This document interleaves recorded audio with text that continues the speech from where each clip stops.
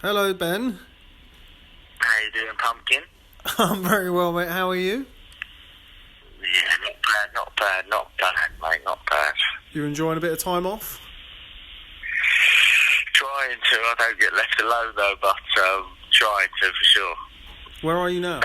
You still in Orlando? I am still in Orlando, yeah, going to New York tomorrow. Okay. What takes you to New York? Just a bit of Christmas spirit, a bit of Christmas shopping. And I know as soon as I get home, that's it. My holiday's over, so I'm trying to stay out here. Well, it's been nice to get away, though. You've been pretty full on for the last 18 months. Yeah, no, listen, it has been nice. It has been very nice, but I am looking forward to getting home as well, but I'm having a good time, so a bit of both, really. So what's it been like since the fight? Have you, I suppose you're still kind of, well, I know you are, because I spoke to you afterwards and it was kind of a case of go away and get a bit of a break, and now it seems like every day I open my phone, you're on Twitter and somebody's talking to you about the fight. Have you actually had any time to kind of relax and put it away, as it were? Yeah, definitely. I've had time to relax and that, but you know what it is, I can't switch off from it. Whether it's a good thing or a bad thing, I can't switch off from it. But that's how it is. That is it's a full-time job, especially with Tyson. So there's no days off. What's it been like with Tyson? We've seen that he's back in the gym already. I saw on his Twitter. Is he? You told me that he's been pestering you every day about when you're coming back. Is that right? Every day. When are you back? How long till you back? Are you coming here? Are you coming there? But look, it's good for him. He knows that training is an important thing for him. Having a routine, a structure in his life is important. Whether I'm there, whether he's training for a fight or not, he needs that in his life. And something that we spoke about many times, and I'm pleased that he's sticking to it. What's the difference? I mean, because obviously the last time that he was in, quote-unquote, a big fight was after Vladimir Klitschko, and we all kind of know what happened after that. He was, I mean, even in the build-up, he was saying that afterwards he was going to go off the rails. He's kind of done the exact opposite after the Wilder fight. What's been the difference? I don't know, I can't speak on things that I wasn't involved in, so I don't know how he was training, how he structured his life. I can only go by from what he said to me and from what I hear, and for me it's important that a happy fighter is a dangerous fighter, and it's important for him to be happy during his training camps, after his training camps, and enjoying his job. Although the work needs to be done and those things, there's no harm in a bit of downtime, and boxing's a tough old job, so if you can make it enjoyable at the same time, then I think that's the recipe for winning and winning in life, which is more important. And like I say, he's enjoying his training now. It's giving him something to do, and he wants to go to the gym. Like you can see, he's already back in the gym, and I think that's the difference. And he knows what he needs, and he knows that he needs that routine and structure. Whereas before, from what it sounds like, once he'd had his fight, he didn't know what he was doing with his time or life until he had another fight booked in. But he's made an adjustment, and it seems to be working. Now you've had a bit of time, not off, but certainly you've had a bit of time to reflect. How many times have you watched the fight back? About 4 times. So I kicked him up that by the missus for option again, is it? Have your thoughts changed on the fight? No, not really. One thing that I keep hearing about the fight, which is silliness, is about the scoring. And I keep hearing that people say, with the 2 knockdowns, it's 4 rounds already. It's not 4 rounds, it's 4 points. There's a big difference. With 2 knockdowns, let's say the two knockdowns happened in the first 2 rounds, there's still 10 rounds to play for. Now, if Tyson was to win the rest of those 10 rounds, or anybody, so to speak, it would be 10-4. Wilder would have 4 points, Tyson would have 10 points, okay? That's a 6-point difference. For a score to come a draw, you'd have to take three of those rounds and give them to the opponent. So you take 3 away from 10 to the 4, that would make it 7. And the 10 would come down to 7. So it'd be 7, or the equivalent in boxing terms is 113, you've got a draw. For Wilder to get that position, you'd had to have won 5 rounds, including the knockdowns. And I just can't see that. I can't see that when I'm watching the fight. And for him to win, he'd have to have won 6 rounds. I definitely can't see that. And it's a shame. It is what it is. But what can you do? How did you score the fight? There's 1 or 2 rounds there that are close. There's 1 or 2 rounds there that are close. You can give it 115, 111, or 114, 112, in my opinion. Depending on how you see a couple of rounds. But like I say, I can't see 5 rounds that Wilder's won, including the knockdown rounds. I can't see that. I spoke to Mauricio Sulaiman the other day, and he was telling me that a potential for the future would be instant replays and also potentially having up to 5 judges scoring a fight. Are they things that you would welcome, given the fact that, by all intents and purposes, you guys have been certainly perceived to have come off the back of a bad score? Potentially, I suppose. But again, if for me, the 115, 111 to Wilder, it can only be one thing. I can't see how anybody judging boxing can come out with that score, as I don't think anybody else in the world of boxing come out with that score, or even close to it. So it can only be one thing, and I think that's the problem that needs handling. I think that the 3 judges, there's no problem with 3 judges, but when things like that happen, they need investigating. They need to explain their decisions, and their decisions need to be explained to the public and to the fighters and the team, because everybody puts a lot of effort into these things, and they can change people's lives, these sort of decisions. And I think they definitely need to explain how they've come to that conclusion when the rest of the boxing world cannot see their outcome.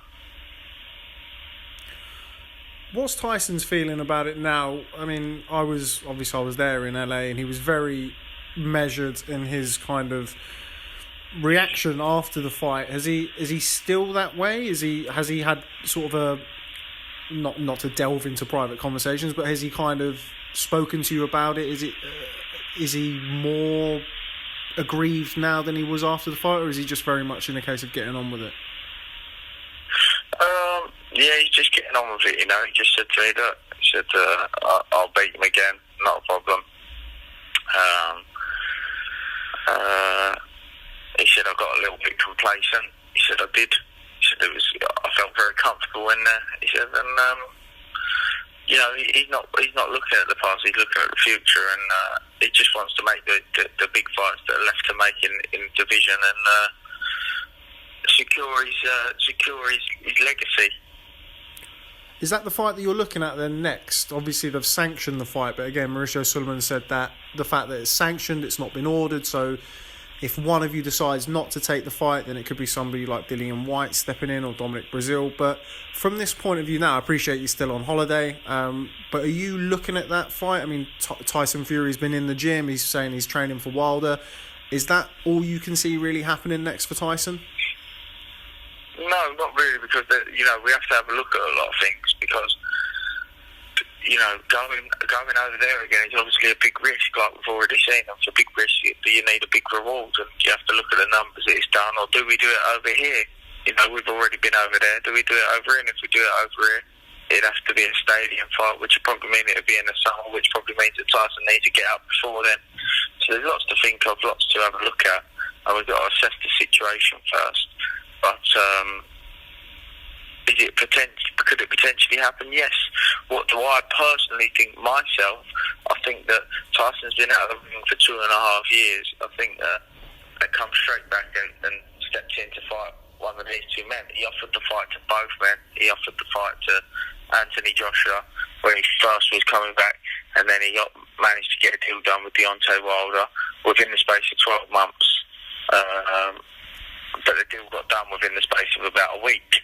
And I think myself personally, those two need to get on now. It's been 3 years. They've not managed to get a fight organised between the pair of them.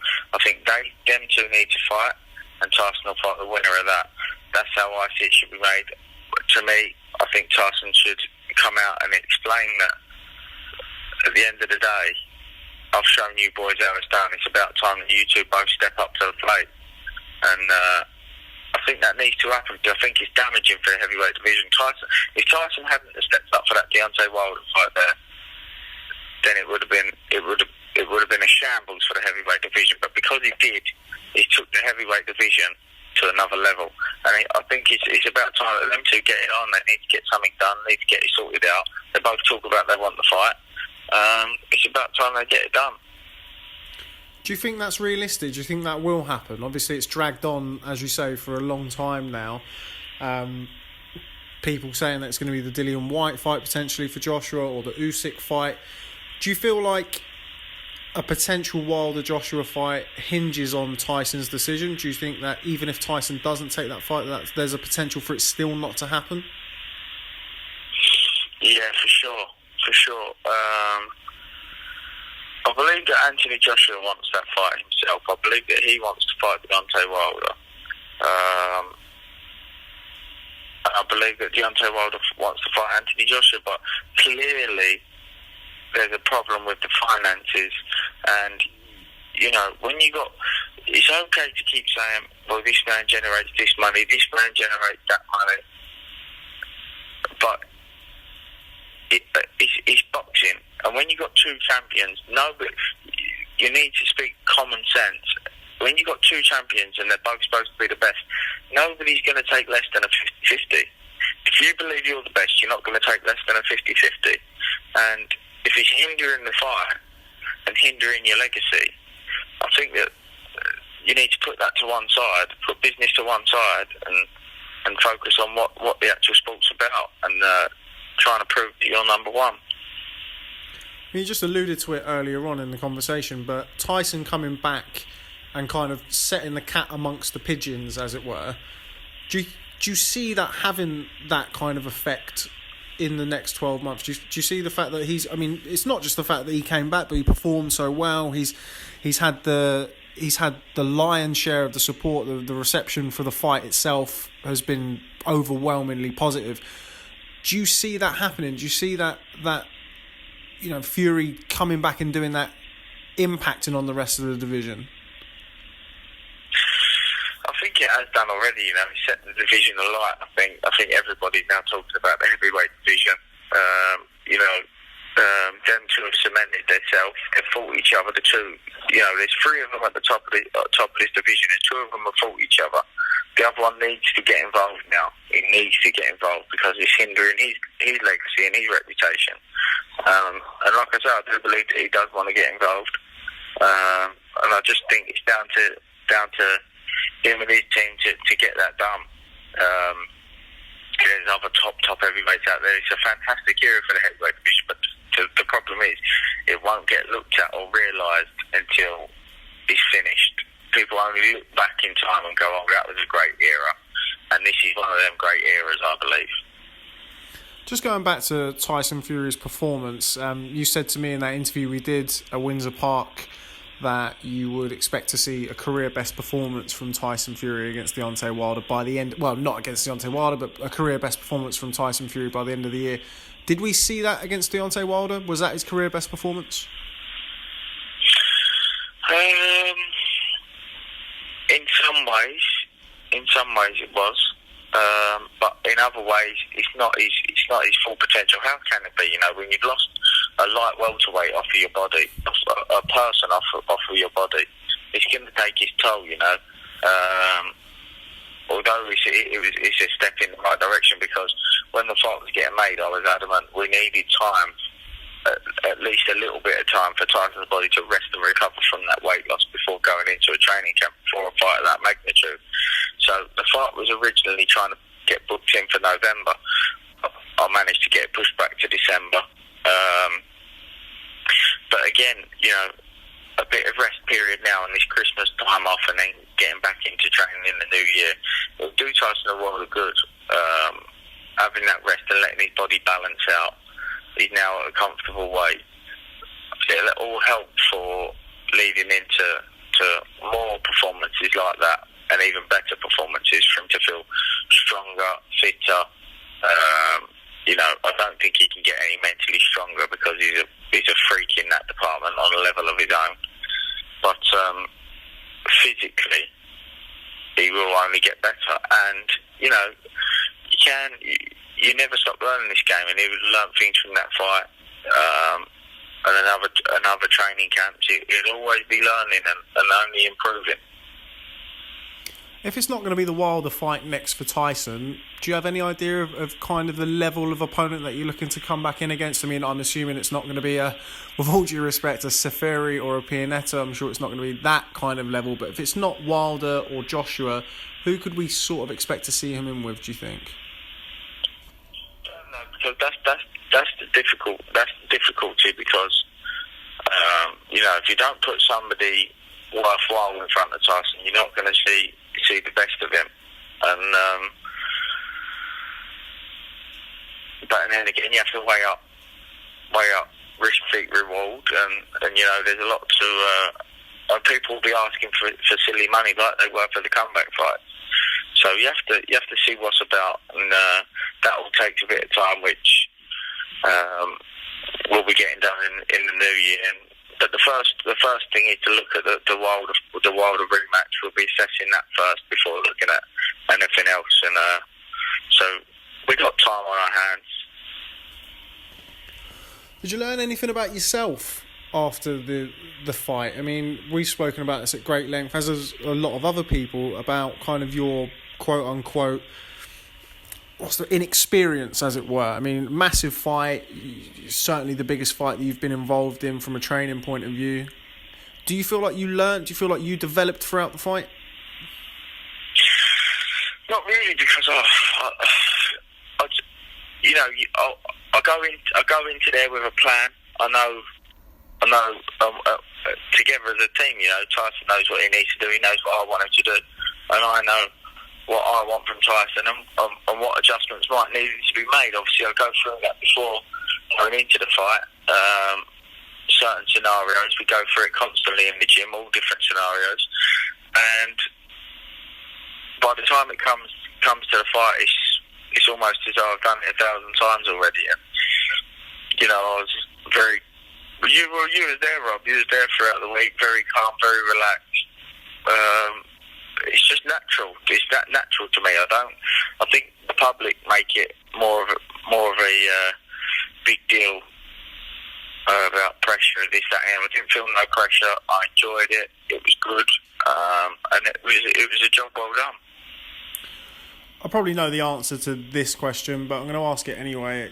Do you feel vindicated at all? Do you feel like you've justified your position as Tyson's trainer, given the fact that you've come out with, I mean, we'll come on to the areas, should we say, I mean, you'll know what I'm talking about, as will anybody else, where you haven't received probably your just credit, but overall, the reception from you, for you as a trainer, has been massively positive. Do you feel vindicated? Do you feel like that's justified your position?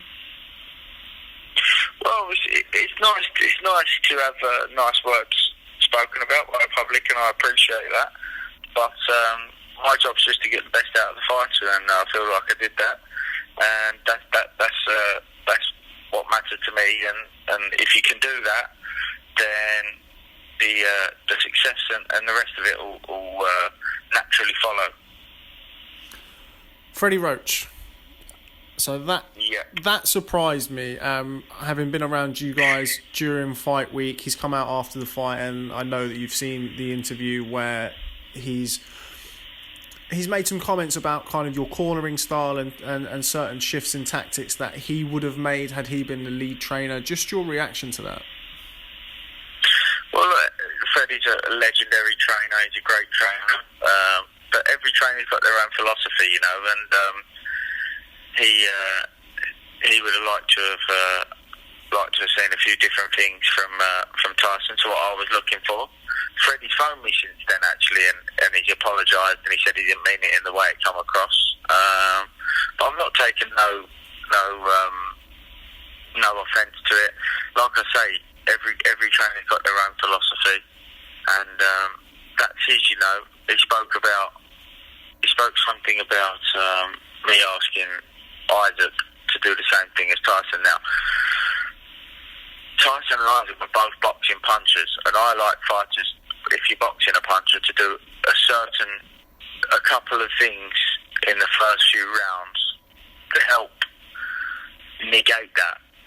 And they was both boxing punchers, and I asked them both to do that to help negate that asset that they brought to the table, and they both did that. And that definitely helped towards both of their, wins, so to speak. What was Tyson's reaction to that? Tyson's somebody you have an excellent relationship both as trainers and as friends. What was his reaction to that from Freddie? Well, he was annoyed about it, very annoyed about it, but look, I'm Tyson's trainer, and that you know, like I said, every trainer in the world's probably got their own thoughts and have their own philosophy. Me and Tyson gelled. That's why me and Tyson agree on the game plan that we went into that fight with, and that's why I'm Tyson's trainer and not somebody else. Could you see yourself working with Freddie Roach in the future? Potentially. I don't see why not. Like I say, he's got his own philosophy. I've got mine. Like I say, he rang me to apologise. He said he didn't mean it how it come across, and maybe he shouldn't have spoke about it on the interview and on the TV. But you know, we live and learn. And like I said, I've not took no offence to it. Freddie and his assistant Marie were very, very helpful to us out there in LA and in the Wildcard gym. As was Abel Sanchez when we was up in Big Bear. So I'm very thankful to all of them for the help that they brought to us, and that's all I can say on that, really. You know, like I say, every trainer's got their own philosophy. Isaac had a career best performance. A lot of people are saying Tyson had a career best performance, so I don't really understand how you criticise that. But like I say, everybody's got their own opinions. Absolutely. And just before I go, I'd like to grab your opinion. Dillian Whyte versus Whyte-Chisora this Saturday, heavyweight rematch. First and foremost, give me a breakdown of the fight. It depends, you know. I think if Dillian attempts to box Chisora, I think the problem is, you know, rather than try and create the distance by using his feet, I think he'll look to try and create the distance and keep the distance by using power, which eventually will turn it into a slugfest, because you're not going to hold Chisora off like that. He's too experienced. He's seen that 1,000 times, people trying to hit him hard and hold him off. It depends on if Dillian can use his feet to keep the distance if he attempts to box him. If it's a slug match and they both stand toe to toe and they're going to trade it out like the first one, it's a 50-50 in my eyes. But it's a fantastic fight, good fight for the division. My question is, which I've put out before. I still don't know what the answer is. It seems to be a 50-50 response. Is if Chisora does win, is he in line to fight Joshua? This is a question that I actually asked Adam Smith and Eddie Hearn the other day, and they both said that if Chisora were to beat Whyte, then why not the Joshua fight in April? Would you agree with that, or is that a fight that you're not keen to see, shall we say? Well, I would like to see, like I said, I would like to see Joshua beat Wilder, but if we can't make that, and it's not going to happen, and Chisora beats Whyte, and no matter what, you're not going to get Joshua Wilder. Yeah, I would like to see it. I think that you're not just going to go in there and blast Chisora out. Nobody really does that. David Haye and Tyson are the only two to ever stop him. He's experienced. He fights well against big men. It'd be an interesting fight to see, Takam caused Joshua some problems, and I think Chisora's better than Takam against the big men, and I would like to see that if we can't get anything else. But Dillian wins. That's a good fight as well. The heavyweight. It's getting to the point now where all these heavyweights have to mix it with each other. Dillian Whyte, Joshua Wilder, Tyson. They're all mixing it. They've got to mix it with each other now.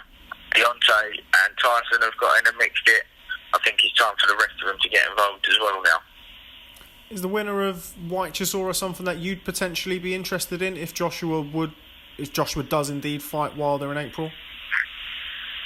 Potentially, yeah. The difficulty is obviously the two different stations.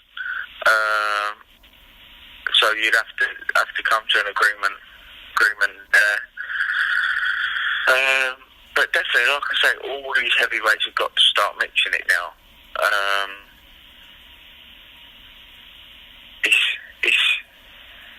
It's getting to that point.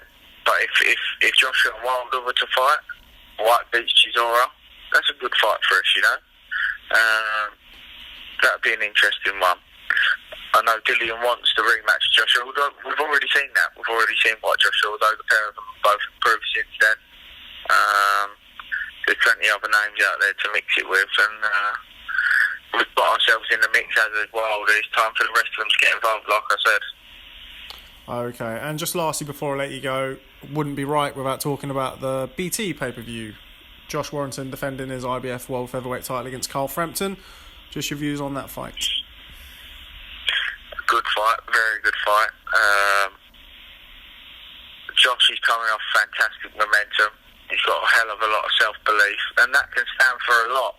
It really can stand for a lot. But Frampton, you got to admit that Frampton's probably the more technical boxer. His record suggests a bigger puncher. That's how it seems. And he's got a lot of good assets. Carl, he knows how to maintain distance. He can punch. He's got great variety, shot selection.